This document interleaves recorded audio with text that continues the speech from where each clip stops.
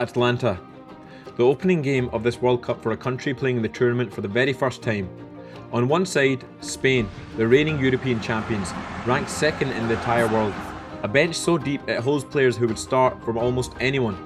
On the other, Cape Verde, an island nation of 500,000 people, and in goal a 40-year-old man named Vozinha, who plays his club football in the Portuguese second division, and who most people watching had never heard of that morning. 90 minutes later, Spain had taken 27 shots and scored none of them.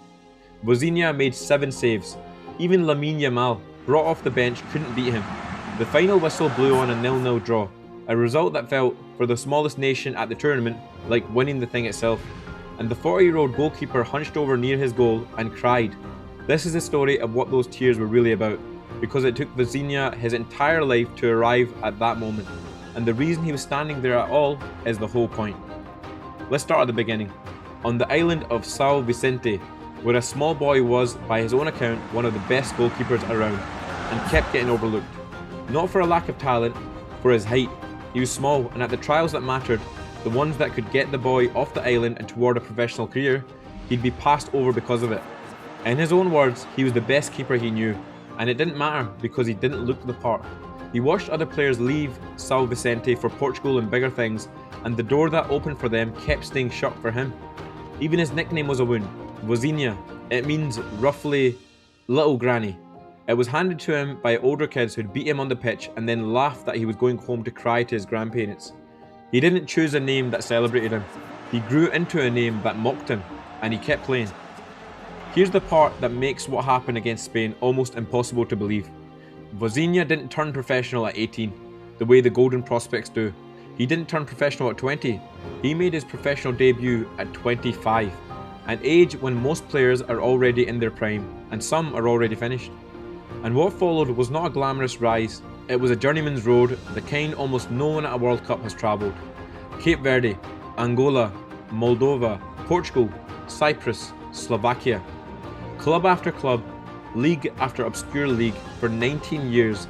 In all that time he won a single trophy, a domestic cup in Cyprus. He was, by every ordinary measure, a career lower league goalkeeper, drifting through the unfashionable corners of European football well into his late 30s. And he thought about stopping. He said so plainly that he considered walking away more than once, and kept going only because of a dream that, by any rational assessment, was never going to happen. That his tiny country might one day reach a World Cup, and that he might be the one in goal when it did. Then the impossible thing happened.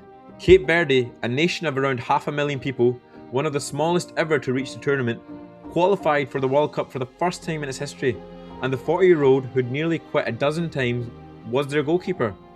Against Spain, everything he'd spent 19 years becoming came out in 90 minutes. Diving stops, reflex saves, a fingertip touch onto the far post, a scramble in the 6-yard box where he leapt twice to keep the ball out. Spain had 74% of the ball and could not solve him. When it was over, he was named player of the match. A 40-year-old from the Portuguese second division, chosen ahead of a team of global superstars. And here's what the tears were about, because it wasn't only joy. Vozinha was raised by his grandparents and they had died a few years before this, without ever seeing it.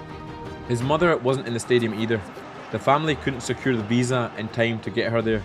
So the man who was mocked as a boy for supposedly running home to his grandparents stood in an Atlanta goal at 40 years old, having just shut out the second best team on the planet, weeping for the grandparents who raised him and weren't alive to watch, and for the mother who couldn't come. The name that was once an insult had become, in the end, the truest thing about him. Now you may ask what a 40-year-old journeyman goalkeeper is doing in the same series as the greatest athletes who ever lived. Here's the answer. Everything we usually mean by greatness is about being the best, the most talented, the most decorated, the one who rose fastest and highest. Vozinha is none of those things. He was overlooked, undersized, late and largely unknown. What he had instead was the one quality that sits underneath every great career and almost never gets its own story. He did not stop.